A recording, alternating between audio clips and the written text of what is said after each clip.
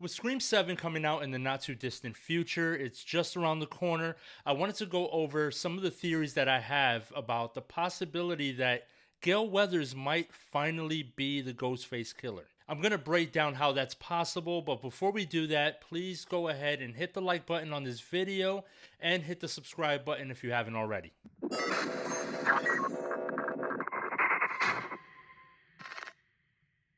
All right, guys, Scream 7 is coming out in January, and there hasn't been a ton of leaked information. You know, in the beginning, we got some videos from the set, some photos, maybe a few little details here and there, but it's been mostly quiet since then. So I decided to take this little bit of time to maybe go over some theories, and I'll start off with the Gale Weathers theory. And the first idea I had, I'm going to call the full circle payoff. So Gale has been chasing Ghostface since the original Scream in 1996. So having her become the story and turning her into what she's been profiting from would be the ultimate dark irony. And the reason that is that it would tie back to the franchise's themes of obsession with fame, true crime, and exploitation of tragedy. I mean, when you really think about it, for Gale, it's always been about chasing the story, right? She was a reporter, a journalist. She eventually, by the time we get to Scream 5, ends up with her own talk show. We had all the various books in between, the movies.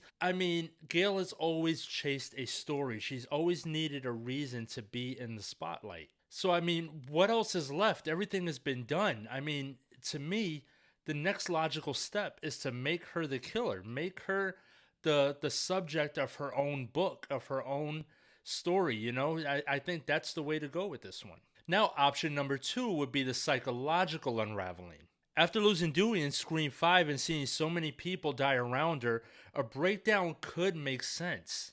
You take Dewey's death and then you take her obsession with trying to remain relevant and stay in the spotlight, and those two things could really possibly push her right over the edge and go right back into that thing that I was just talking about and making her the subject of her own story. The other thing is, by the time we hit parts 5 and 6, what if she's feeling kind of overshadowed by Sam and Tara, right? These younger girls have come in and now they're the subject of the story, just like Sydney was. And, maybe she's starting to feel a little overshadowed. The next possible thing would be the legacy twist. Fans kind of expect the legacy survivors like Gale or Sydney to help stop Ghostface.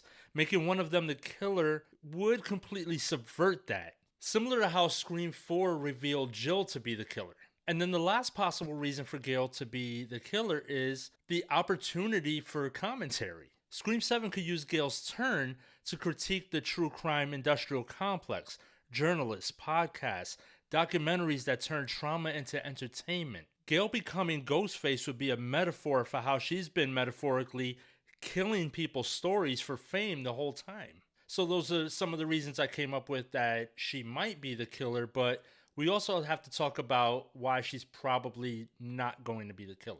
So for one, she's way too iconic to lose in that way. Killing off or villainizing her could alienate fans who see her as one of the legacy pillars of the series, especially without Dewey or Sydney around much. Point number 2 is that it might contradict her growth. Over the years, Gale has developed empathy and remorse, especially for Dewey's death.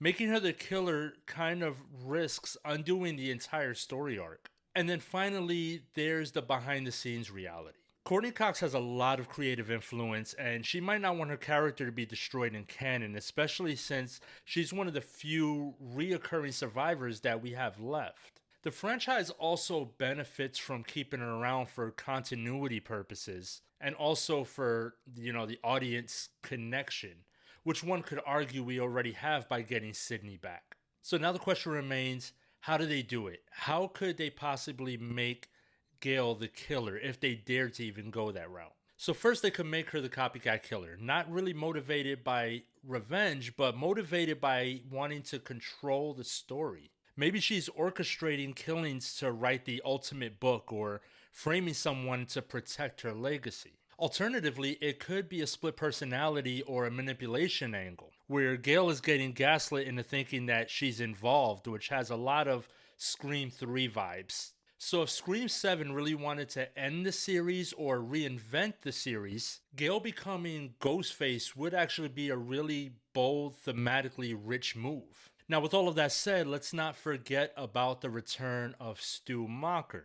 So where does Stu Macher tie into all this? Well, I have a few theories about that too. So Gale is now older, jaded, and hollow after losing Dewey and seeing her fame kind of fade away. She's become addicted to chasing relevance, maybe hosting a high profile true crime show or podcast about the Woodsboro killings. So, in her pursuit of the next great story, she begins manipulating events behind the scenes, planting rumors, paying informants, even staging attacks and raidings.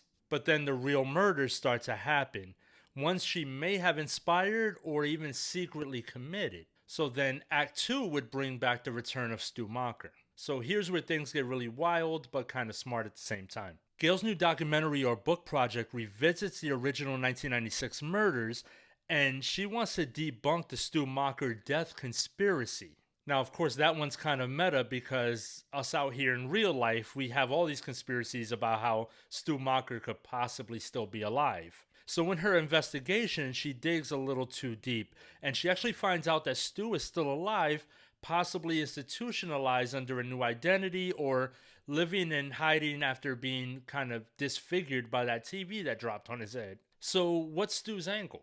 Stu's survival was covered up, maybe by family money or by law enforcement who was a little too embarrassed by their failure. So now Stu has been watching Gale's rise to fame for decades. He has seen the books, the interviews, the podcast, the daytime TV show. He's been watching all of it from the beginning. And all of that is on the back of the trauma that he helped create. So now when all the killings start to happen, he realizes that the pattern mimics a lot of his and Billy's killings from the first movie. So he escapes to confront Gale, convinced that she's become the very monster that she used to hunt. So then there's Act 3 that would take us to the final confrontation. So imagine this. Gale sets up a stage-exclusive interview at Stu's old house, the site of the original massacre, to film the final episode of her true crime series. Stu shows up there thinking that he's walking into a trap, but she's the one laying the trap for him. Gale's plan is to expose Stu's survival and his fame for the new killings, solidifying her career one last time.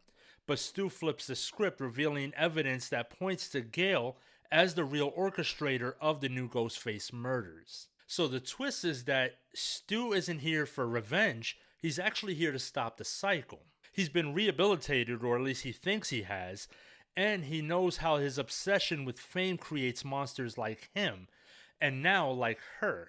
The final scene mirrors Scream 1's ending. This time, Gale is in Billy's role and Stu is in Sidney's, holding her at gunpoint as the house burns or police sirens close in.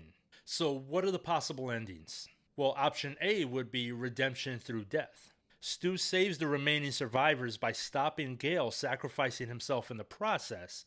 Gale dies clutching her camera. Poetic, tragic, but still full cycle. Option B would be open-ended darkness. Gale would end up being arrested instead of being killed, leaving the press to swarm her, again making her the subject of her story. See how that comes full circle? So the option C would be a double twist. Stu stops Gale, but then he kills her, proving that he was never rehabilitated to begin with. He never changed. And then, in kind of an homage to Halloween, Stu says, "You can't kill the original," and then disappears into the night. In a weird way, I do kind of like option C. So why would this work? Well, it would be full circle closure. It connects the original Woodsboro massacre to the modern obsession with true crime and legacy. And then there's the character payoffs. Gale's ambition finally consumes her. Stu's chaos becomes redemption or a double cross. And then there's the meta commentary. It's about how both the media and the killers feed off of each other's fame. The ultimate Scream theme. So that's it, guys. That's my kind of crazy idea for how Gale Weathers could be the killer and how Stu Macher could come back and reveal that story. So let me know what you guys think in the comments. Do you like the idea of Gale finally becoming the killer? Because that's something I've wanted to see for a long time. I think it's long overdue. And I think we're finally in the perfect setup for that to happen. Let me know in the comments, and please don't forget to like this video and hit the subscribe button on the channel.